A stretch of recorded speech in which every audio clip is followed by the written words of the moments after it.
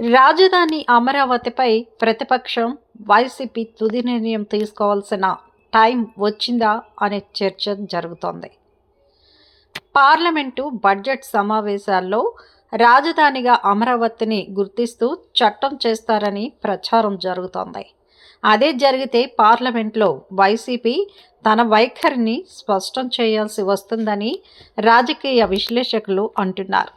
ఇప్పటి వరకు రాజధాని అమరావతి విషయంలో వైసీపీ అనేక వాదనలు వినిపించింది. ఆ పార్టీ అధికారంలో ఉన్నప్పుడు అమరావతి నిర్మాణాలపై కనీసం శ్రద్ధ కూడా పెట్టలేదు. అదే సమయంలో 3 రాజధానుల నినాదాన్ని తీసుకోవడం వల్ల రాజధానిగా అమరావతి ఉంటుందా ఉండదా అనే సందిగ్ధత ఏర్పడింది. ఇక ఎన్నికల తర్వాత కూటమి అధికారంలోకి వచ్చిన తర్వాత రాజధాని అమరావతి కేంద్రంగానే పాలన సాగుతోంది. అయితే తొలుత ఈ విషయంలో కాస్త సైలెంట్గా ఉన్న వైసీపీ ఇటీవల మళ్ళీ కొత్త వాదనలు వినిపిస్తోంది. ముఖ్యమంత్రి ఎక్కడ ఉంటే అదే రాజధాని అంటూ చెప్పడమే కాకుండా రాజ్యాంగంలో రాజధాని అన్న ప్రస్తావనే లేదని వైసీపీ అధినేత జగన్మోహన్ రెడ్డి కొత్త వాదాన్ని తెరపైకి తీసుకువచ్చారు. ఈ పరిస్థితిలో కేంద్రం అమరావతిపై చట్టం చేయనుండడంతో ఆ పార్టీ వైఖరి ఎలా ఉంటుందనేది ఆసక్తిని రేపుతోంది. ఇప్పటి వరకు కేంద్రంలో బీజేపీ ప్రభుత్వం ప్రవేశపెట్టిన ప్రతి బిల్లును వైసీపీ మద్దతు పలికింది. యథావిధిగా అమరావతి బిల్లును ఆమోదిస్తారా లేక భిన్న వైఖరిని ప్రదర్శిస్తారా అన్నది ఉత్కంఠని రేకెత్తిస్తోంది. రాజధాని అమరావతిపై 2019 నుంచి వైసీపీలో భిన్నమైన వైఖరే కనిపిస్తోందని అంటున్నారు రాజకీయ నేతలు. ఆ పార్టీలో ఏ ఒక్కరూ రాజధాని అమరావతికి సానుకూలమంటూ ప్రకటన చేయలేదని అంటున్నారు. దాంతో కేంద్రం ప్రవేశపెట్టే బిల్లుపై వైసీపీ తీసుకోబోయే నిర్ణయం ఎలా ఉంటుంది అని అంతా ఆసక్తిగా ఎదురు చూస్తున్నారు.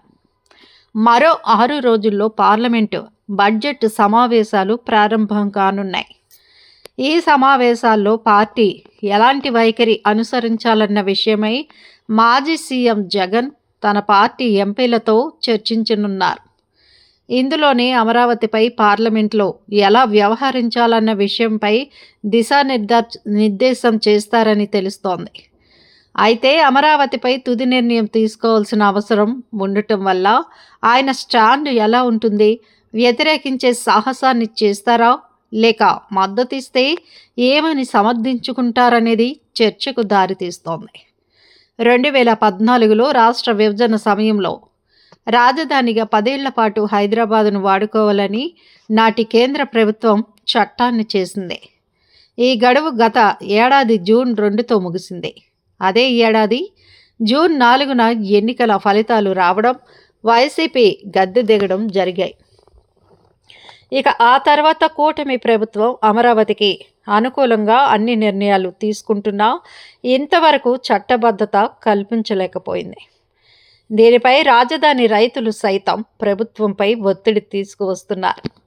ఇలాంటి సమయంలో ప్రభుత్వానికి ఉపశమనం కలిగించేలా కేంద్రం చట్టం చేయడానికి రంగం సిద్ధం చేసిందని అంటున్నారు.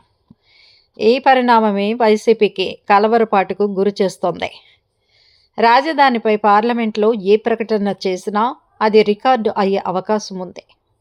ఆ విషయం నుంచి వెనక్కి తగ్గే పరిస్థితి ఉండదని అంటున్నారు. దాంతో వైసీపీ వ్యూహం ఎలా ఉండబోతుందనేదే సస్పెన్స్గా ఉంది. చూడాలి మరి, మద్దతిస్తారా ఎదురు తిరుగుతారా? మా వీడియోస్ మీకు నచ్చినట్లయితే లైక్ చేయండి, షేర్ చేయండి, ప్లీజ్ సబ్స్క్రైబ్ కూడా చేయండి.